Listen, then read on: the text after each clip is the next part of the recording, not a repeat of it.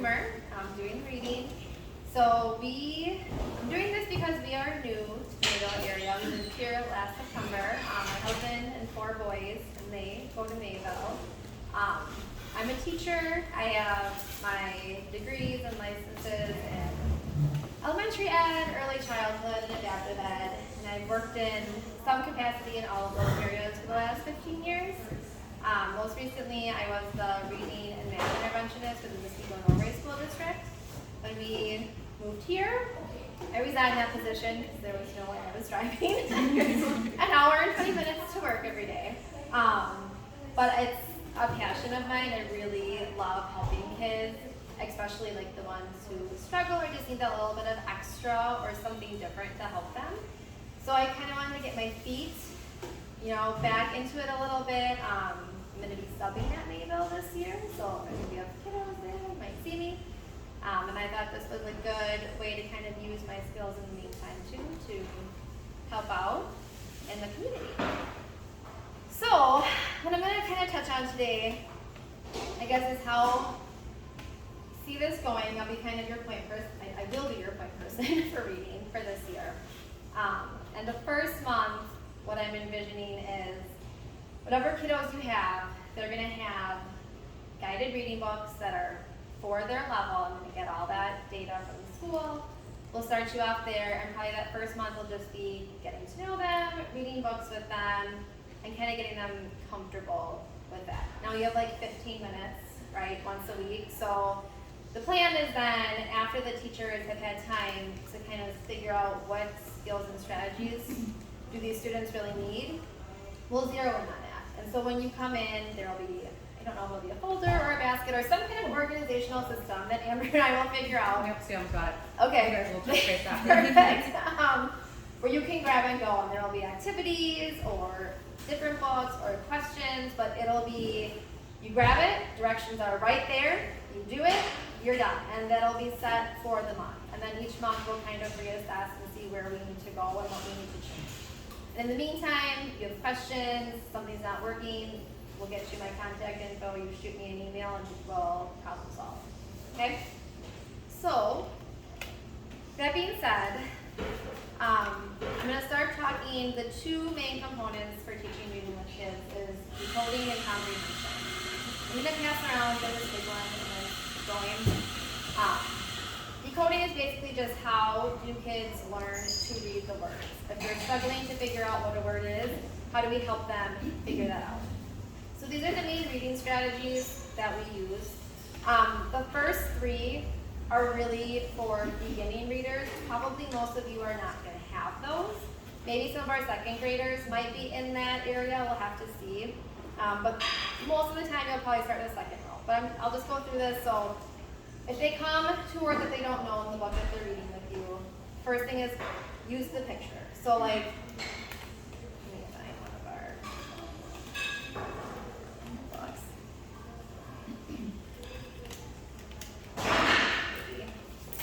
Feel free to use the big table. So if they don't know what the word is, the first thing you can tell them to do is look at the picture and see if that gives them any clues. Like, if someone's fishing, that might help them. Is it rod? Is it reel? Is it fish? Is it? So they can use that. Then it would be, look at the word, say the first sound, okay? And then after that, it has say all the sounds. Again, that would be for our kiddos who are really just starting, because we do not want to encourage most of the time, if you were going to do hammer, like, not, now if they're reading, lower level books, we might do that once in a while, but we're trying to, hopefully we're past that stage, we're going to try and get them past that stage, but that's where you would start out if you need to. Most of the time you're going to go to look for chunks. So if the word was hammer, what do you know in there? Okay, maybe they see the am chunk, maybe they see at the end, maybe they even see the word ham. What I like to do, and what I would suggest all of you do, is whiteboards.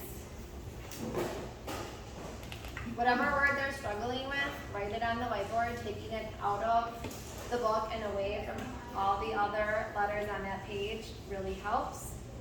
And then I'll give them the marker and say, what parts do you know? So maybe they know, I know am, I know I know, and then you can help them visually break it apart. Am, and then blend that together. If you're noticing that they don't know, like their, some of these chunks we call them, or they don't know blends like the beginning two letters, like BL, CL, and you think, man, they really just do not know this, that'd be like a shoot me an email type of a thing, because that means we're going to go right into a different activity. We don't ever want, you want to work at their instructional level. If we're pushing them past the place where they're ready to be, it's not going to be good for anyone. So that's what looking for chunks means. They can skip it and come back, so there's nothing wrong with reading through the sentence. If it's, Dad said get the hammer out of my toolbox, Dad said get the something out of my toolbox, then reread, go back, what would make sense here? And then again, we can use those strategies of say the first sound, what chunks do you know, what would make sense in this sentence? They can look back at the story, and then once they've got it, if they've used the chunks, if they've blended it, then you can say, they say, oh, it's hammer, like we sounded this out. Does that look right? Yeah, it matches the sounds.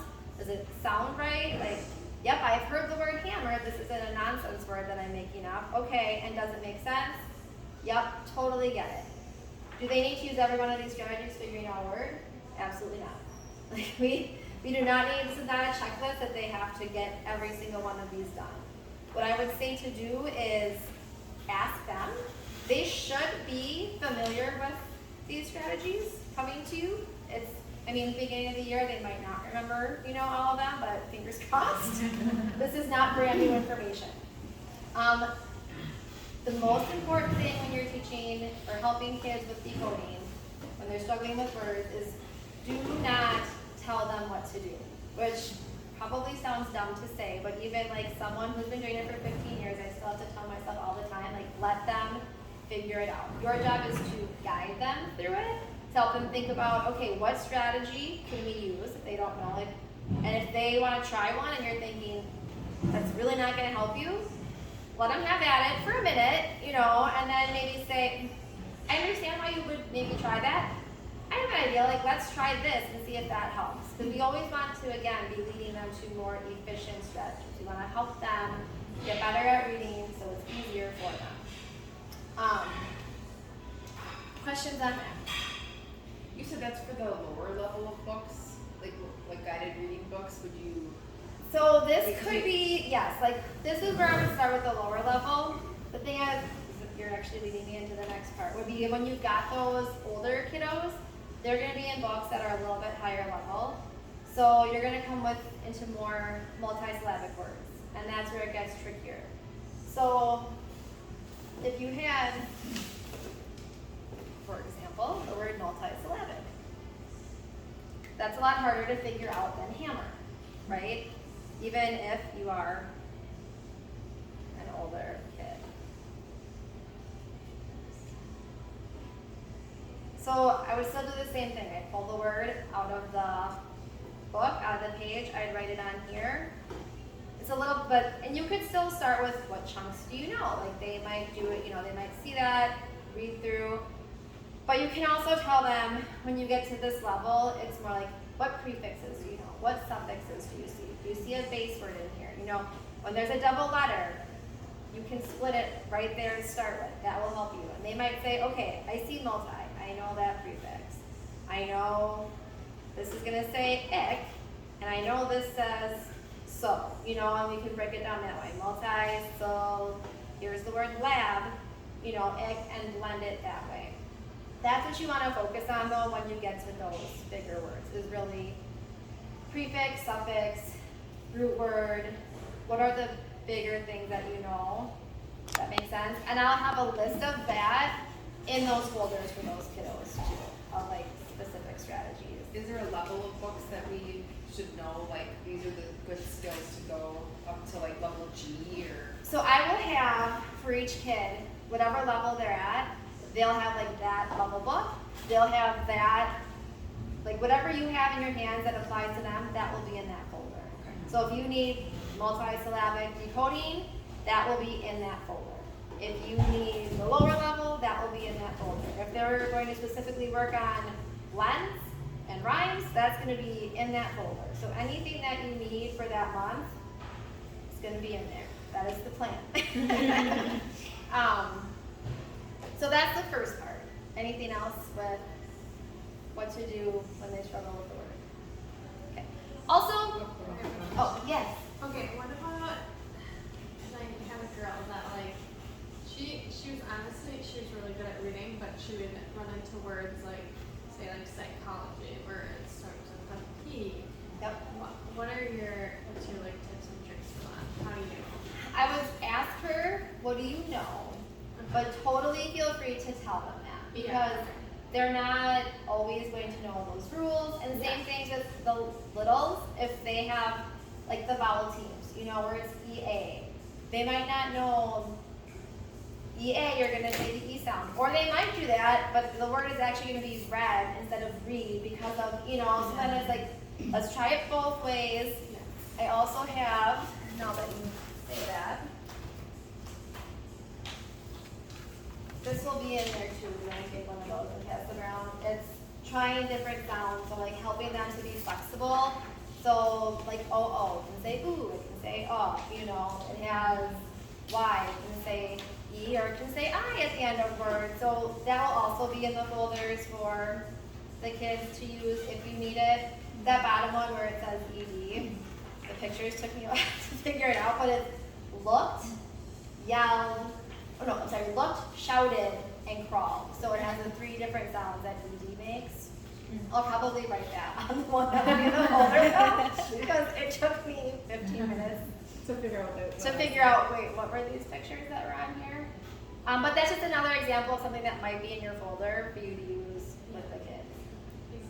But yeah, totally, if they don't know, tell them, because there's no way otherwise if they're going to figure it out, and they're just going to be frustrated.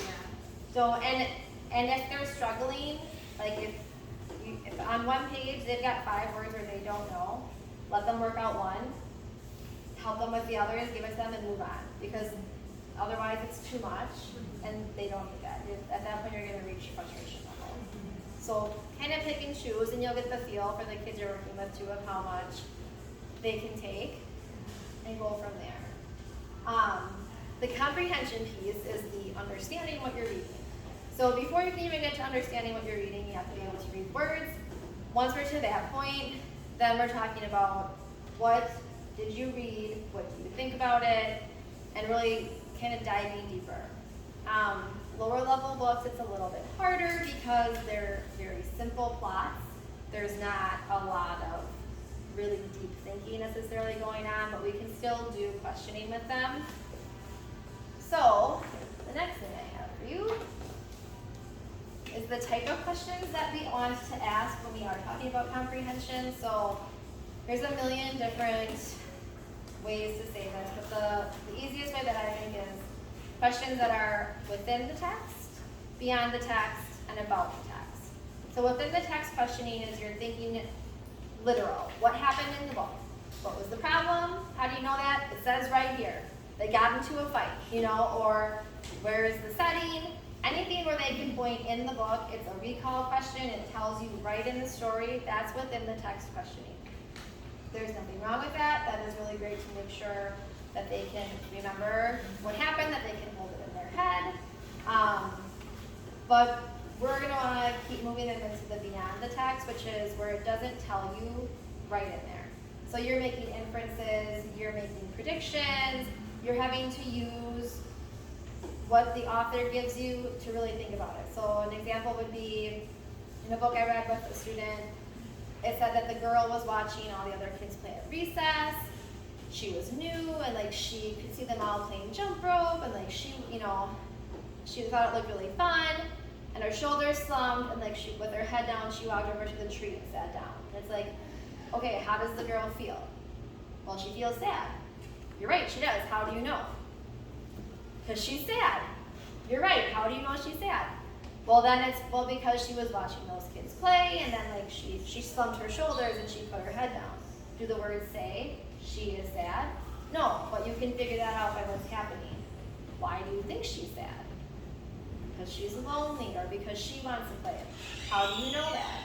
Well, because this is what she saw right before she slumped her shoulders and walked away. So really making them think about what's happening, making them verbalize how they know that, and always coming back to text evidence, we call it. So show me where in the book you're getting this information from.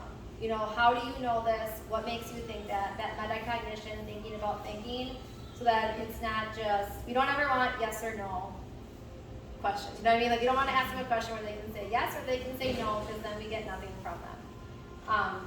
The beyond the text is where we really want to focus probably a lot of our time with these kids.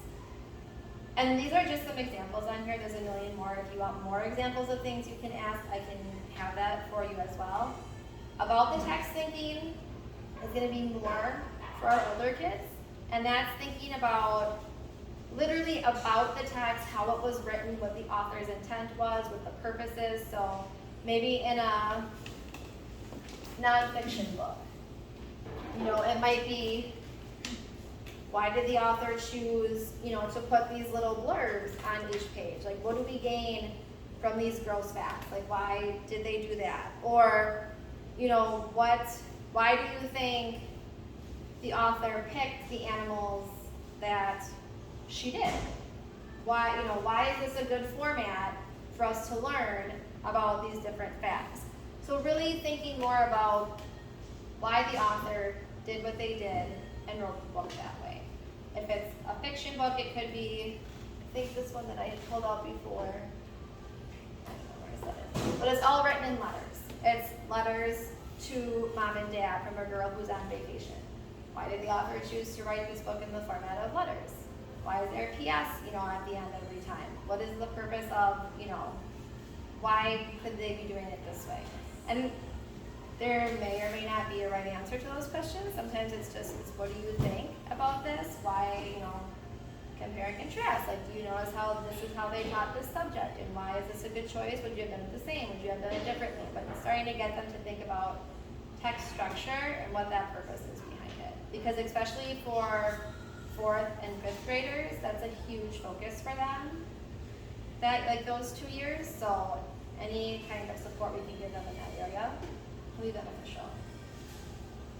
Questions about that? Made me think of like the trend with all the journal entries and like diary of one kid. Yes. Like those painter books where they kept journals. Yep. That was kind of a trend for a while. I think kids, that was kind of appealing because it was Yeah. written I in think that kind of it's format. super they good. just, Yes, and that's like a perfect thing to point out is, you know, if you guys, do you like how this book was written? Do you think that might be a reason why, like why they do it like that? And it just when they start, it's just a way that I think they don't naturally think about that necessarily, but when you point it out, they'll see that like, oh, that makes sense, you know? Yeah, that is great. The other, and just with that, sorry, I have one more that you can have. This is actually what we would give to parents when it came to like what to do if a kid is stuck on a word or comprehension questions asked, but I think it will work here well too because there's another resource for you as you're working with the kids if you need it.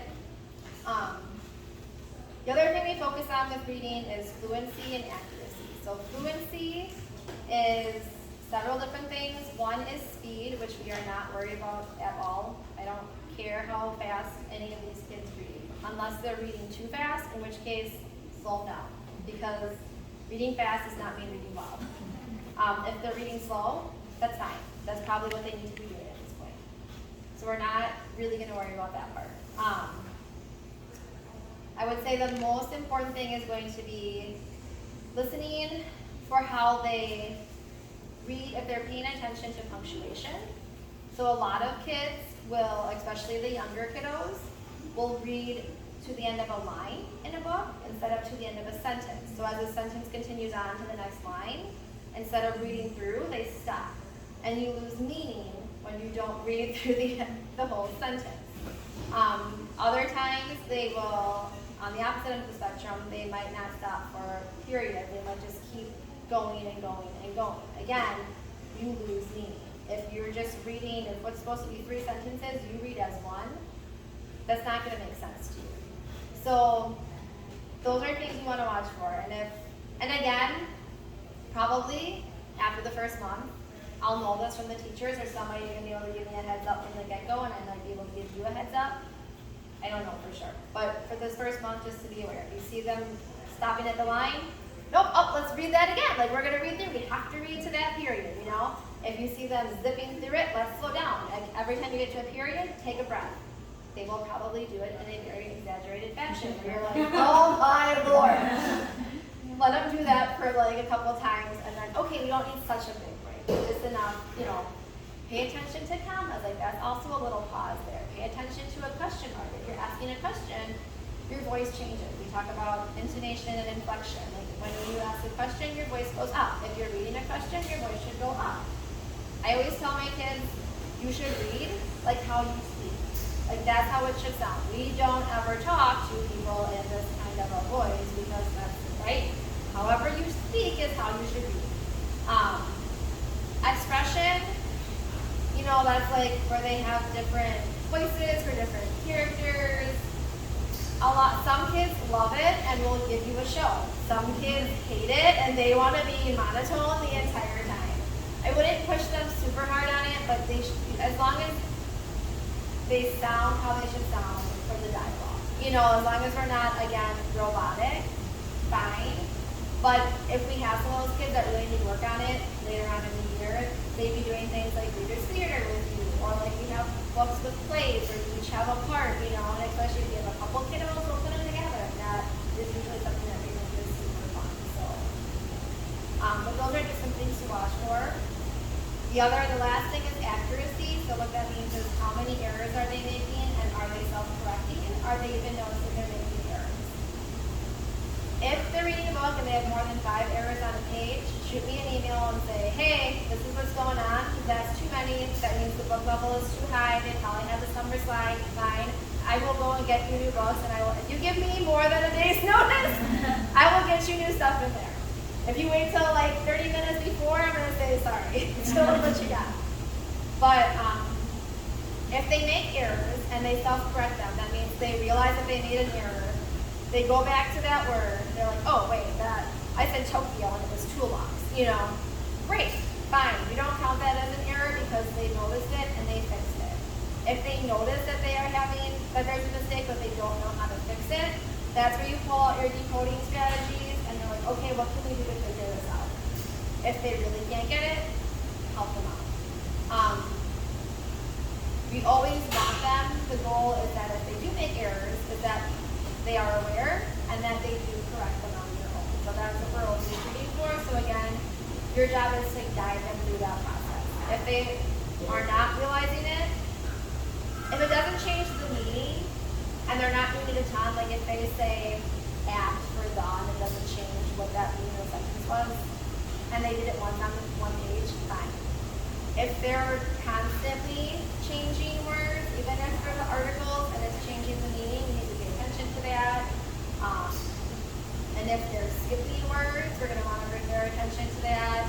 If they're making mistakes or it's like, that makes no sense at all for what you're reading. Like, my oldest son will read a word and it's like, he will say anything that starts with that same letter and he will keep going because he's like, I'm not doing this, right? I'm like, no, that's just not even close to making sense. So, same thing as decoding words. Don't focus on every single one because this should be fun. But draw their attention to maybe 1 or 2 during that time and just work through that. Does that make sense? Yeah. Questions on any of that? Okay. One quick question, I don't know where it falls in maybe decoding, but if they struggle with a word, should we be asking them if they understand what that word is and having conversations about that? Yes, thank you for asking that. So once they do figure out the word, the next question should be, do you know what that word means? Especially with those older kiddos and those multi-syllabic words, because there's a good chance that they might figure it out and have no clue the meaning of that word. And then have a conversation about it. Yeah, thank you. Okay, make sure you have a dictionary or Google me in case you don't know. That is fair. I really wish that nowadays, like